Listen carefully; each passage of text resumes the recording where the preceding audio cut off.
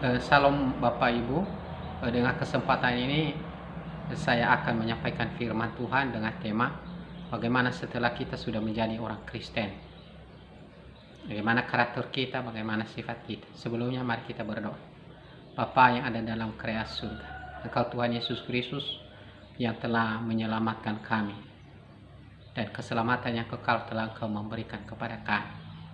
Karena kami percaya dengan iman kepadamu dan percaya bahwa Engkau telah disalibkan menjadi penebus salah atas kesalahan kami. Karena Engkau, oh haleluya, mengasihi kami. Dalam nama Yesus kami berdoa, haleluya, amin. Bapak Ibu, setelah kita sudah menjadi orang Kristen, maka kita harus memiliki sifat-sifat atau karakter. Yaitu kalau kita baca di dalam Galatia pasal 5 ayat 22 sampai 23, demikian firman Tuhan. Tetapi buah roh ialah kasih, ya.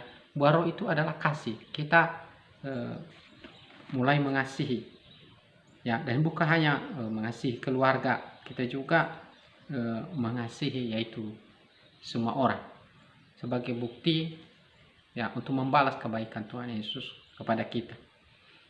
Sukacita, kita bersukacita. Orang yang tidak bisa bersukacita berarti ada dalam hatinya sesuatu yang mengganjal, itu hal-hal dunia, ya. Terus dikatakan di sini damai sejahtera. Kita memperoleh damai sejahtera dari Tuhan Yesus. Kita memperoleh damai sejahtera dari kuasa Roh Kudus. Ketika kita damai, kita memperoleh sukacita dan kesabaran. Kita mengalami ada kesabaran. Sebelum kita lahir baru, sebelum kita mengenal lebih dalam Tuhan Yesus, ya, kita tidak sabar, saudara. Tetapi setelah kita sudah menerima Yesus, karena Yesus telah menjadi teladan bagi kita hal kesabaran.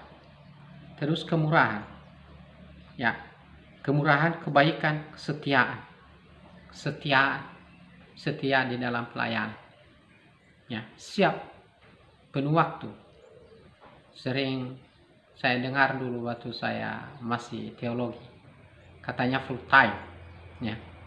Jadi siap dalam segala hal, seperti gadis bijaksana, mereka siap, ya. Dan tiba-tiba ada pengantin, ya, datang dan masuk di dalam perjamuan kawinan domba. Mereka sudah siap. Lain dengan gadis yang kurang bijaksana, mereka belum siap, belum full waktu.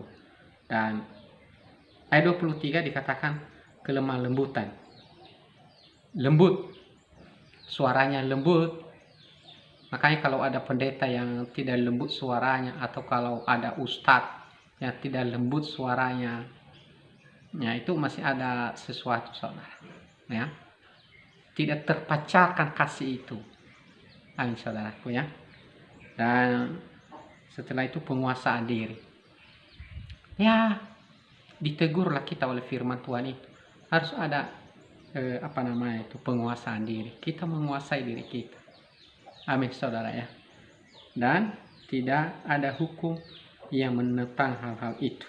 Ya, barang siapa yang menjadi milik Kristus Yesus, ia telah menyalibkan menyalibkan daging dengan segala hawa nafsu dan keinginannya. Kalau kita sudah mengikuti Yesus, kita salibkan daging kita, ya, luar biasa, saudara. Dan apa yang menjadi buktinya? Kita sudah itu dibuktikan, kita sudah terbukti bahwa kita sudah menerima keselamatan itu, ya. Buktinya adalah kita sudah menerima kasih karunia itu. Kita sudah dibebaskan dari hukuman dosa, ya, dalam menerima kasih karunia atau keselamatan yang abadi dalam Tuhan Yesus. Kalau dituliskan di dalam Titus pasal 3 ayat 5 dan Efesus pasal 2 ayat 8 dikatakan bahwa kita sudah menerima anugerah secara cuma-cuma. Anugerah itu adalah keselamatan dari Tuhan Yesus dan bukan karena perbuatan baik kita.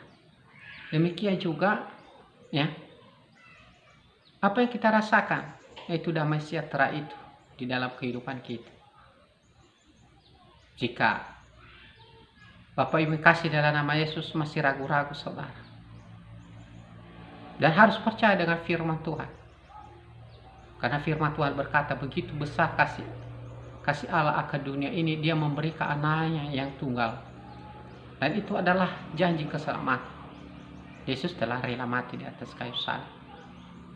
Dituliskan di dalam Yohanes pasal 3 ayat 16. Dan di dalam Kisah Rasul pasal 4 ayat 12 dikatakan bahwa tidak ada keselamatan di bawah kolong langit ini yang diberikan kepada nabi-nabi siapa saja. Selain hanya kepada Tuhan Yesus Kristus telah diberikan keselamatan. Karena dia adalah jalan keselamatan menuju kepada Bapa di surga. Apa Ibu kasih di dalam nama Yesus. Dan begitu juga apa Ibu kasih dalam nama Yesus. Ya. Kepada orang-orang yang kita layani, sehingga menjadi motivasi bagi mereka kehidupan kita, karena memang kita adalah tulisan yang dibaca orang, bisa menjadi teladan bagi siapapun. Ya, demikianlah firman singkat Bapak Ibu, bagaimana kita menggambarkan hidup kita menjadi teladan, karena Yesus adalah menjadi teladan bagi kita setelah kita sudah mengenal Yesus. Ya, dan bisa menjadi berkat bagi siapapun. Ya, sebelum kita mengenal kekristenan, tentu kita sama seperti orang dunia. Suka emosi, suka dendam, dan lain sebagainya. Setelah kita ada di dalam Yesus, kita penyakalan diri. Karena firman Tuhan itu menegur kita.